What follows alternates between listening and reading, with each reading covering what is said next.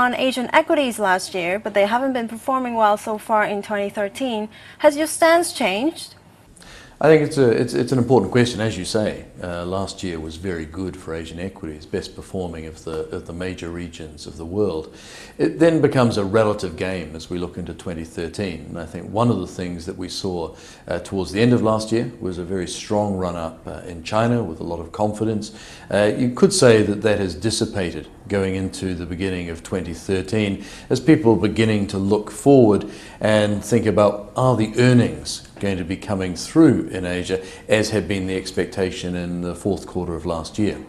While you've had that going on, you've had a news story in Japan, which continues to perform very strongly. The United States economy is doing well, and you've definitely got momentum there. So in terms of what we're doing, we've taken a bit of money off the table in Asia. It's a region that we like fundamentally long term, but at the moment we think that you're going to get better returns in places like the US.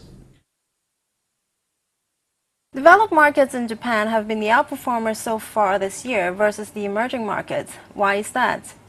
I think there's a couple of things that's been going on there, and the first thing is when you have a look at the markets that have been doing well, they're markets with big installed domestic savings bases. So Australia has done well, the United States has done well, Japan has also done well, but with respect to Japan, that's been more about foreign investment coming into an under-owned situation. When you look forward, people are looking for earnings certainty. Earnings trajectory in the US is actually pretty good. I think you're going to continue to see reasonable momentum in Japan, and what we're waiting for in Asia is an earnings follow-through. So provided we actually get some pick up in earnings momentum in this part of the world, what I hope to see is that Asia begins to catch up some of the ground that it's lost in the first quarter. Experts expect the U.S. economy to clock at 4% GDP growth this year, and the U.S. stocks are trading at near record highs. Do you see this factor limiting fund flows into emerging markets, and why?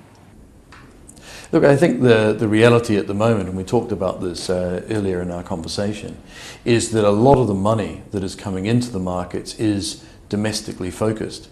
I think when you have uncertainty in the world, as we do have, people will back transparency and certainty over opacity and uncertainty every time. So yes, I would continue to expect that you'll see good flows into markets like the United States, and as those markets become more highly valued and we see an expansion in the PE multiples, then that will encourage people to invest more in the emerging markets. But at the moment, what you're getting is a pretty good deal investing in a place like the United States. Politics is basically settled. The big decisions have been pushed further down the road.